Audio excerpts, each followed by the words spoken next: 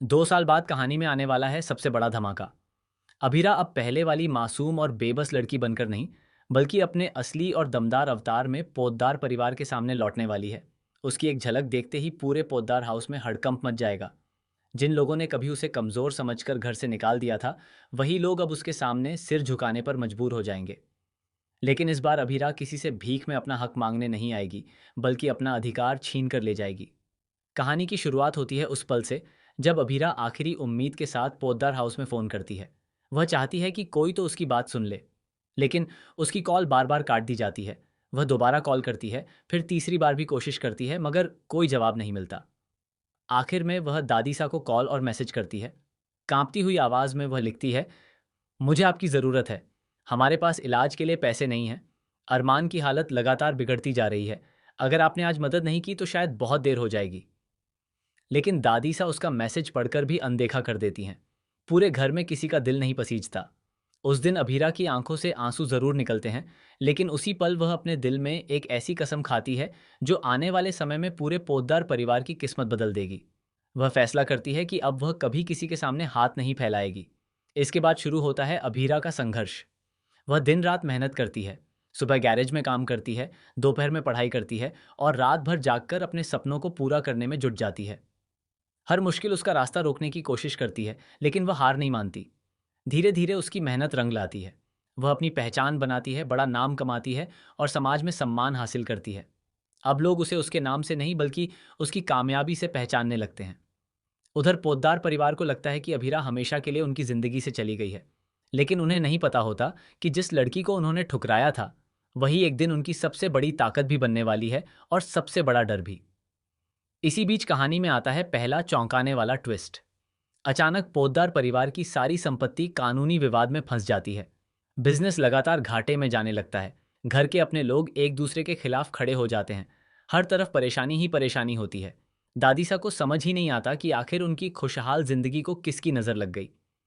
तभी एक बहुत बड़ी कंपनी पोद्दार ग्रुप को खरीदने का प्रस्ताव भेजती है।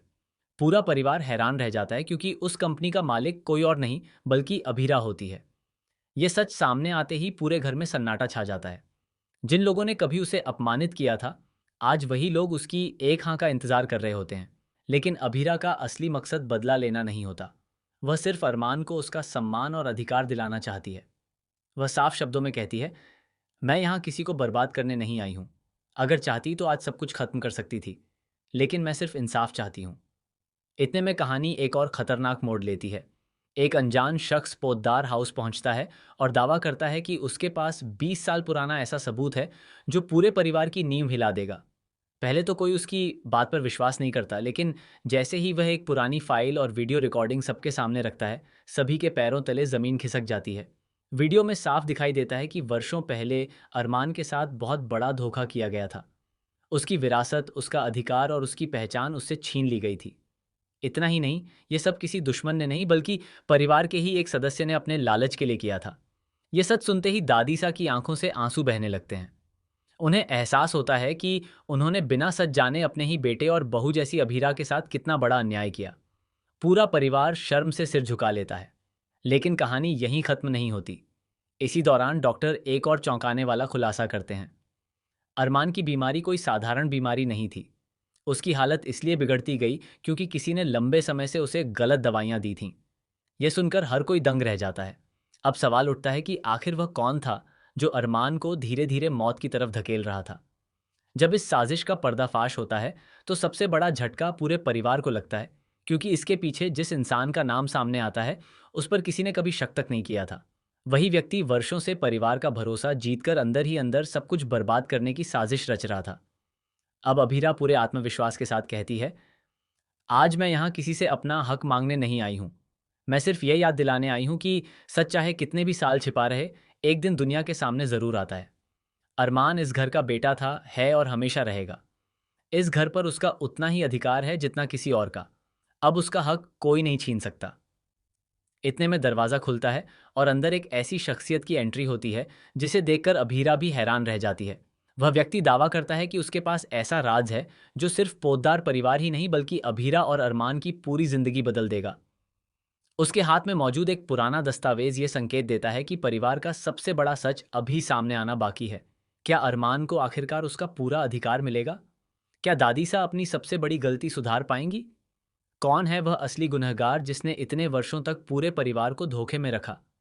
और आखिर वह कौन सा राज है जो सभी रिश्तों की सच्चाई बदल देगा?